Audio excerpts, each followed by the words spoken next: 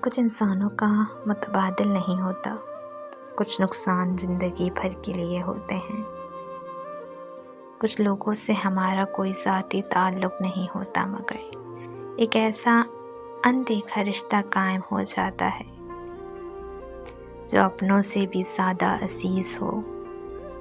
ان کو نہ ہم جانتے، نہ کبھی ملتے، نہ کبھی دیکھتے، مگر وہ اپنائیت میں بہت اونچا درجہ رکھتے ہیں، ہماری ہنسی کی وجہ، ہمارے دکھوں میں ساتھی۔ اور ایسے لوگوں کو ہم سے کسی قسم کا غرض نہیں ہوتا، مگر احساس اور احترام میں ہمیں اتنا قابل محترم بنا دیتے ہیں کہ ان کا الگ مقام بن جاتا ہے دل میں۔